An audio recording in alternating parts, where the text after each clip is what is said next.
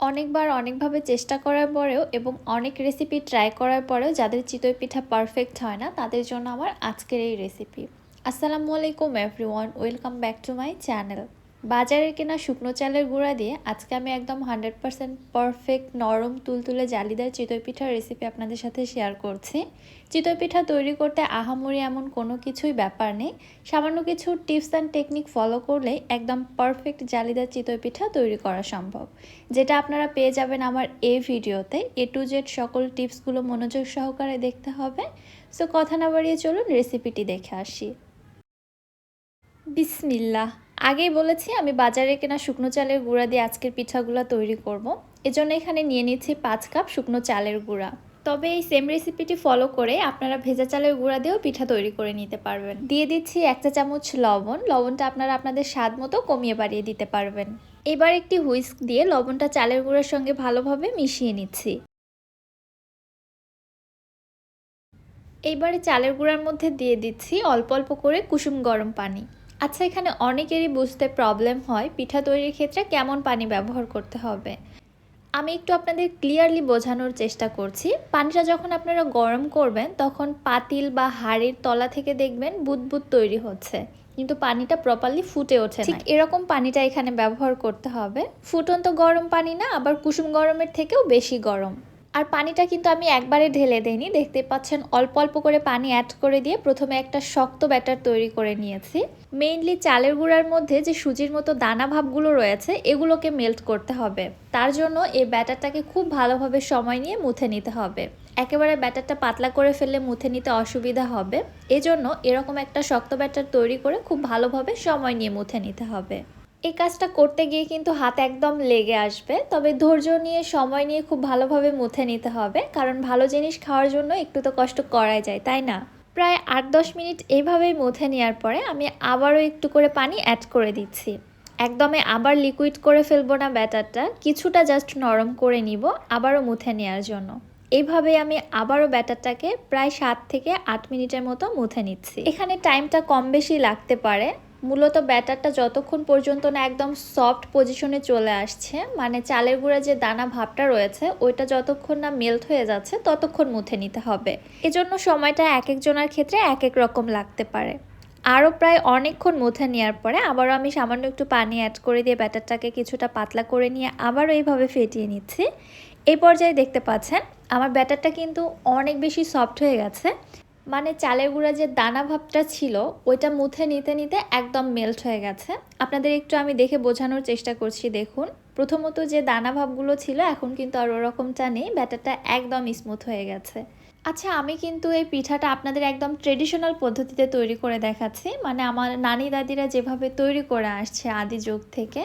তবে আপনারা যদি এত কষ্ট না করতে চান তাহলে ব্যাটারটাকে ব্লেন্ডারে দিয়ে ব্লেন্ড করে নিতে পারেন, তাহলেও পিঠাটা তৈরি করা যাবে। পিঠার ব্যাটার অলমোস্ট তৈরি করা হয়ে গেছে, আর বেশি মথে নেওয়ার প্রয়োজন নেই। এবার জাস্ট পিঠার ব্যাটারের কনসিস্টেন্সিটা ঠিক করে নিব।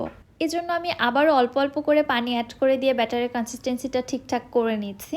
একবারে ধাপ করে অনেক বেশি পানি ঢেলে দেওয়া যাবে না, তাহলে কনসিস্টেন্সিটা নষ্ট হয়ে যেতে পারে। চিতই পিঠার ব্যাটারের ঘনত্ব কিন্তু খুব একটা বেশি ভারীও হয় না, আবার খুব একটা বেশি পাতলাও হয় না, ঘনত্বটা ঠিক এরকম হবে, দেখতে পাচ্ছেন।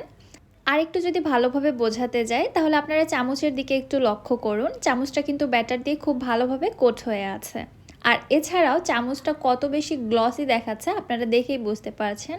ব্যাটারটি ঠিক এরকম পারফেক্টলি তৈরি করে নিলে চিতই পিঠা তৈরিতে আর কোনো প্রবলেমই হবে না। এবার আমি চলে যাচ্ছি চুলাতে পিঠাগুলো ভেজে নেওয়ার জন্য। আমি অফ ক্যামেরাতেই 2-1 ব্যাচ পিঠা অলরেডি ভেজে নিয়েছি, আপনাদের একটু দেখাচ্ছি, দেখুন পিঠাগুলো কতটা পারফেক্ট হয়েছে। মাশাআল্লাহ, পিঠাগুলো কিন্তু 100% পারফেক্ট হয়েছে। একটি নাইফের সাহায্যে পিঠাগুলোকে আমি সাজ থেকে উঠিয়ে নিচ্ছি। আচ্ছা, এই পিঠা তৈরি করার জন্য এক্সট্রাভাবে সাজ প্রিপেয়ার করার কিন্তু কোনো কিছুই নেই। আপনারা যে সাজে পিঠা তৈরি করেন ওই পিঠার সাজটি চুলায় বসিয়ে দিয়ে খুব ভালোভাবে গরম করে নিয়ে পিঠা ব্যাটার দিয়ে দিবেন। তবে সাজটা খুব ভালোভাবে গরম করে নিতে হবে, যেন ধোয়া ওঠা গরম হয়। পিঠা ওঠানোর পরে সাজটাকে আমি মুছে একটু ক্লিন করে নিচ্ছি। অনেকেই এই পর্যায়ে তেল বা পানির মিশ্রণ ব্যবহার করে থাকেন, আমি ওইসব করছি না, সরাসরি পিঠায় ব্যাটার দিয়ে দিচ্ছি। এতে করে পিঠা তৈরি করতে কোনো প্রবলেমই হয় না। সাঁচের মাঝ বরাবর কিন্তু আমি পিঠা ব্যাটার দেইনি, কারণ ওইখানে চুলার হিটটা বেশি পাওয়ার কারণে পিঠাটা দ্রুত পুড়ে যায়, খুব একটা ভালো ফুলতে চায় না। এজন্য আমি মাঝের অংশটা বাদ রেখে চারো সাইড দিয়ে পিঠাগুলো তৈরি করে নিয়েছি। পিঠাগুলো মাশাআল্লাহ খুবই পারফেক্ট হয়েছে, আপনারা দেখেই বুঝতে পারছেন। তবে হ্যাঁ, পিঠা তৈরির এখানে আরও একটু কিছু টেকনিক জানা প্রয়োজন। সেটা হচ্ছে চুলার হিট কেমন রাখতে হবে। চুলার হিটটা ব্যালেন্স রাখা কিন্তু খুবই প্রয়োজন। চিতই পিঠার জন্য চুলার হিট খুব একটা বেশি বাড়িয়েও রাখা যায় না, আবার কমিয়েও রাখা যায় না, এতে করে পিঠা ফুলতে চায় না। এজন্য চুলার হিটটাকে মিডিয়াম পর্যায়ে রাখার চেষ্টা করবেন। আপনারা দু একবার পিঠা ভেজে নিতে নিতেই বুঝতে পারবেন আসলে চুলার হিটটাকে কেমন রাখা প্রয়োজন। মাশাআল্লাহ, একইভাবে আমার সবগুলো পিঠা তৈরি করা হয়ে গিয়েছে। প্রত্যেকটা পিঠা কতটা ফুলেছে এবং কতটা পারফেক্ট হয়েছে, পিঠাটা উপর থেকে ফুলে ওঠার কারণে খুব একটা বেশি বোঝা যাচ্ছে না বা জালিগুলো বোঝা যাচ্ছে না। পিঠার নিচের অংশটা দেখলে আপনারা বুঝতে পারবেন আসলে পিঠাটা কতটা জালিযুক্ত বা ছিদ্রযুক্ত হয়েছে। ঠিক এইভাবেই চিতই পিঠা তৈরি করে আপনারা এগুলো দুধেও ভেজাতে পারবেন। এর আগে আমি অলরেডি দুধ চিতই পিঠার রেসিপি আমার ইউটিউব চ্যানেল এবং ফেসবুক পেজে আপলোড করে দিয়েছি। লিঙ্কটি আমি ডেসক্রিপশন বক্সে দিয়ে রেখেছি, আপনাদের প্রয়োজন হলে আপনারা দেখে নিতে পারেন। এবারে আসুন আপনাদের একটু ভেঙে দেখায় পিঠার ভেতরটা কতটা জালিদার হয়েছে। মাশাআল্লাহ, ভিডিও করতে করতেই সবগুলো পিঠা অলরেডি একদম ঠান্ডা হয়ে গেছে, তারপরেও দেখুন পিঠাগুলো কত বেশি নরম, তুলতুলে এবং সফট আছে। শীতের দিনে এরকম গরম গরম চিতই পিঠা যে কোনো ভর্তা অথবা গরুর মাংস এছাড়াও ঝোলা গুড়ের সঙ্গে কিন্তু খেতে অসাধারণ লাগে। আশা করছি রেসিপিটা আপনাদের কাছে ভালো লেগেছে। তাহলে আজকের মতো এখানেই বিদায় নিচ্ছি। সবাই ভালো থাকবেন, সুস্থ থাকবেন। আল্লাহ হাফেজ।